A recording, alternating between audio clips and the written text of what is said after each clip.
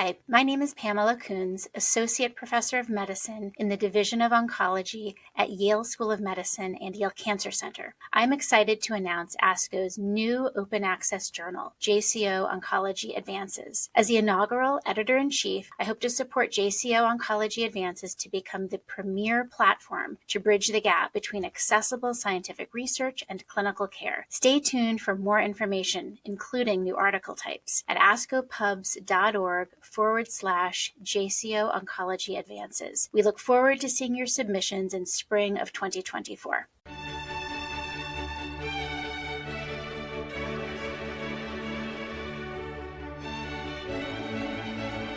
This podcast provides observations and commentary on the JCO article, Cancer Survivorship, Why Labels Matter, by Svetlana Rostovsky-Sliepcevich and Kirsten Bell.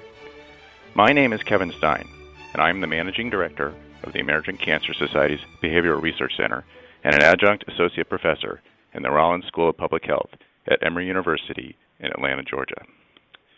My oncologic specialty is psychosocial oncology research, with an emphasis on symptom management, quality of life, and cancer survivorship. This podcast was co-written with Rachel Kennedy, a behavioral scientist in the American Cancer Society's Behavioral Research Center who specializes in quality of life among cancer survivors and their caregivers. The terms cancer survivor and cancer survivorship are now generally accepted parts of the lexicon used by cancer care, research, and advocacy professionals in the United States and many other parts of the world. However, this was not always the case.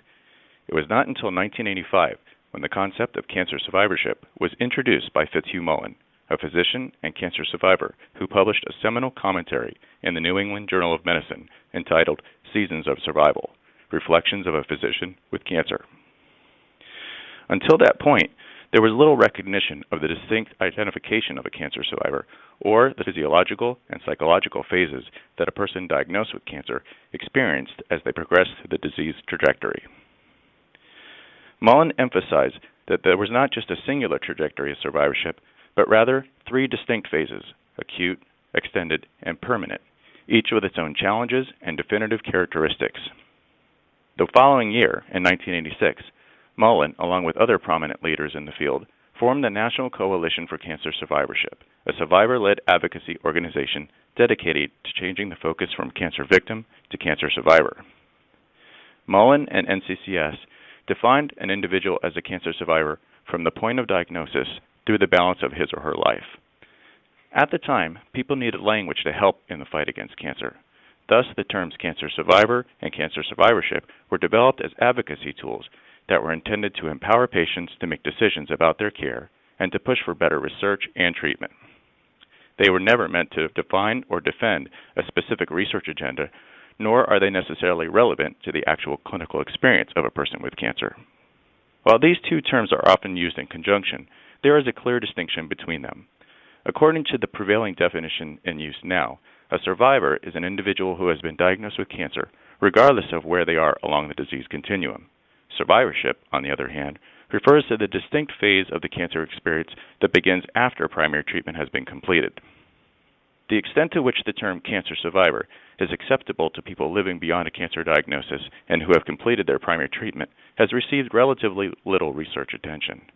It may be that for many people with a history of cancer, the term cancer survivor has a positive connotation, indicating that they have overcome their disease. On the other hand, others may not identify with this term and may even feel it limits them or ties them to the cancer experience in a way that they do not want. Still, others may feel being called a survivor somehow minimizes the experience of those who did not survive their illness.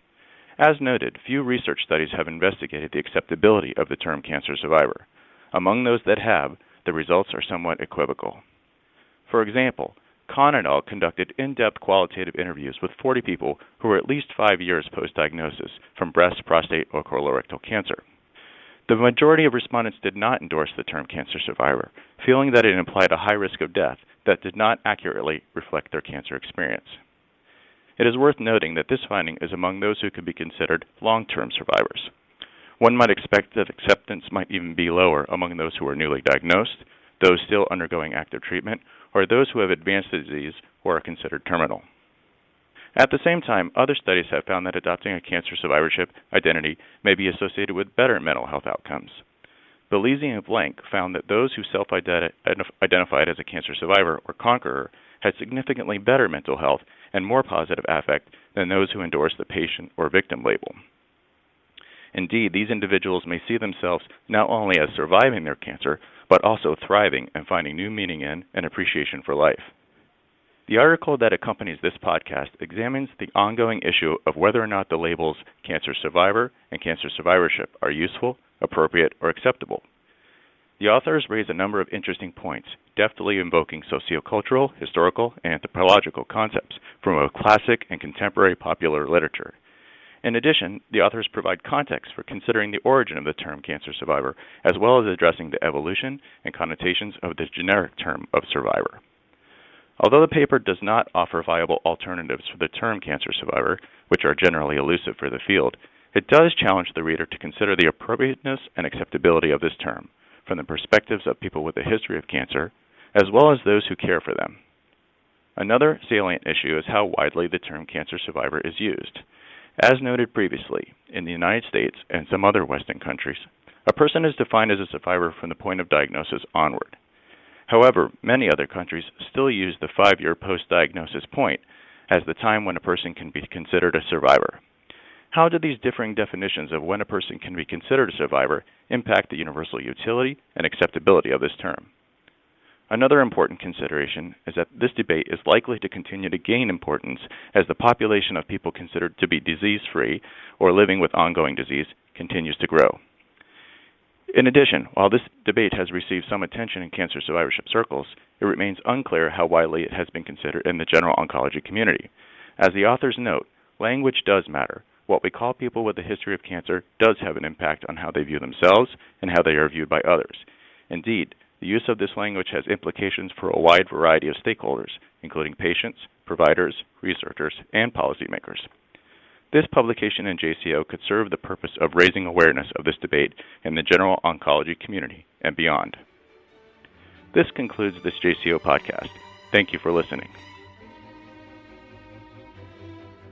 For more original research, editorials, and review articles, please visit us online at jco.org.